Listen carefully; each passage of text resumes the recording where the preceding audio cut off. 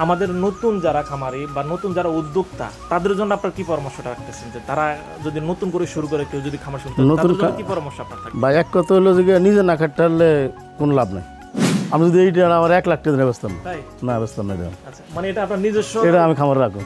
কোনো কি কৃমিনাশক আপনি এদেরকে না? হ্যাঁ, এগুলো এগুলো সবসময় করানো। কতদিন পর পর দেন? কৃমি ট্যাবলেট তো 3 মাস পর পরই লাগে। 3 মাস পর পর? 3 মাস পর পর লাগে। বড়গুলোর জন্য না ছোটগুলো? সবগুলোতে খাওয়াইতো। মানে সবগুলো কি আপনি 3 মাস অন্তর? 3 মাস পর পর সবগুলোতে খাওয়াইতো। আচ্ছা, আমাদেরকে যদি একটু বলেন যে আপনার এই যে শেডটা তৈরি করছেন, আমাদেরকে এটা দৈর্ঘ্যটা কতটুকু জানি বলছিলেন আপনি? এটা ধরুন না 70-80 ফুটের কম হতো না। লম্বা মানে দৈর্ঘ্য 70-80 ফুট, 70-82 ফুট, যাই হোক। আর প্রস্তাবে হয়তো আপনার 20 ফিটের মতো হবে না? বেশি হবে 30 ফিট, 40 সকারে বেশি হবে। আচ্ছা, তা আপনার এই শেডটা তৈরি করতে আপনার কেমন কত টাকা খরচ হয়েছে? আমার প্রথম শেডটা তৈরি করতে ধরেন না প্রায় 1.5 লক্ষ টাকা গেছে। তখন তো এটির দাম একটু কম আছে, তখন আমার 15-2 লাখ টাকার মতন গেছে প্রথম। 15-2 লক্ষ টাকা? 15-2 লক্ষ টাকা। আমার বেশিরভাগ। আপনি কত বছরের খামারটা আপনার পরিচালনা করছেন? 4 বছর। 4 বছর টু ওভারেজ। আচ্ছা, তার মানে আপনি যখন শুরু করছেন তখন আপনার এই খামারটা তৈরি করতে 15-2 লক্ষ টাকার মতো গেছে? 15-2 লক্ষ টাকার মতো গেছে। কিন্তু বর্তমানে তো এত টাকা, মানে এখন তো আরো বেশি, অনেক বেশি যাবে। এদেরকে এই যে আমরা এই যে বাছুরগুলো দেখতে পাচ্ছি এখানে, এদেরকে কি কি খাবার দেন আপনি? ওই যে মানে গাভীগুলোতে যা দেয় তা হয়, মানে ওই গাছটার একটু ছোটো করিয়া সেটা আলাদা দেই, আর বিট ভুসি খাওয়াই, আর দুধ, বাস দুধ, আর কিছু না। কাদের ভাই, আপনার খামারটা আমরা তখন আসলে ঘুরে ঘুরে দেখলাম, জানলাম, শুনলাম, এবং আমাদের দর্শকদেরকে জানানোর চেষ্টা করছি যে আপনি খামারটা কীভাবে শুরু করলেন, কত টাকা আপনার ইনভেস্ট করছেন এই খামারের পিছনে, এবং কি কি রোগের সম্মুখীন হয়েছেন এবং এগুলো কিভাবে কাটিয়ে উঠছেন, সব কিছু আমরা আমাদের দর্শকদেরকে জানানোর চেষ্টা করছি।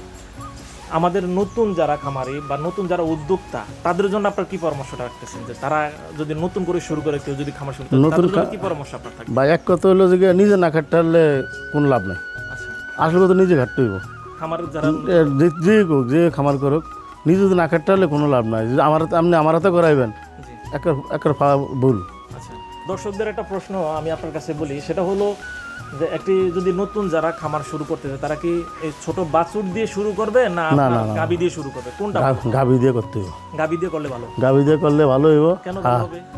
আমরা তো পুঁজি খাবার না হলে তো আমরা ওই যে বাচ্চা করতে গেলে, বাচ্চা তো আপনার 1 বছর উপরে, 1 বছর লাগবে বাচ্চাটা ডাঙর হইতে। ছোটো বাচ্চা কিনলে ডাঙর হইলে তারপর বাচ্চাটা 1.5 বছর লাগবে বাচ্চাটা হিটাই দিতে 1.5 বছর, তারপর আবার আর 10 মাস। 10 মাস না, কিছু কম লাগে, ধরুন 10 মাস। তাহলে 2 বছরের অতিরিক্ত আমরা 2 বছর খাইয়া লিছি, তাহলে আমরা তো কিছু করতে পারবেন না। আমরা খাওয়াইতে রইলেন, খাওয়াইতে কী লাভ হইলো?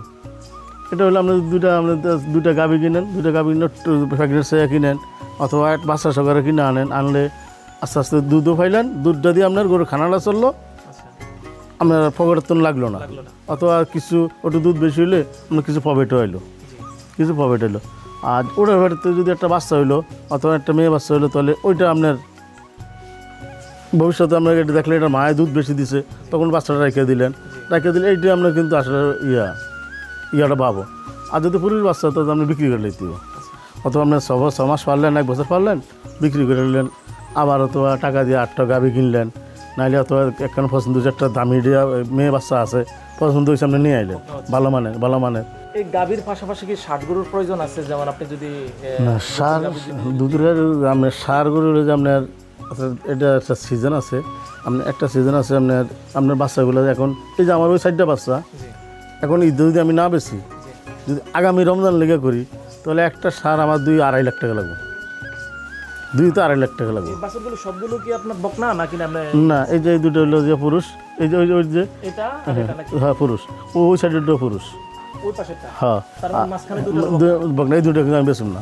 আমি যদি এইটা আমার 1 লাখ টাকা বেচতাম না, বেচতাম না। এটা মানে এটা আপনার নিজস্ব? এটা আমি খামার রাখবো। কিলে এটার মা, ওই যে এটার মা, ওই যে এটার বই নিয়ে আবার হিবা ওটা। আবার এই যে এটার মা তো আমার 28 লিটার দুধ দেয়, তাহলে ওটা বাচ্চা আমি বেচুম কি লিগা? ওটা আমি বেচতে হই না। খামারের বাচ্চা, সবগুলো খামারের বাচ্চাই, হ্যাঁ। আর কিন্তু এগুলো হলো পুরুষ, ওগুলো আমি অত 6 মাস 1 বছর বিক্রি হলে রাখি না। দর্শক, এতক্ষণ আমরা কাদের ভাইয়ের সাথে কথা বললাম এবং তার ডেইরি ফার্ম সম্পর্কে জানার চেষ্টা করছি, আপনাদেরকেও দেখানোর চেষ্টা করছি তথ্যচিত্রের মাধ্যমে। আশা করি আপনাদের কাছে আমাদের আজকের ভিডিওটি ভালো লেগেছে।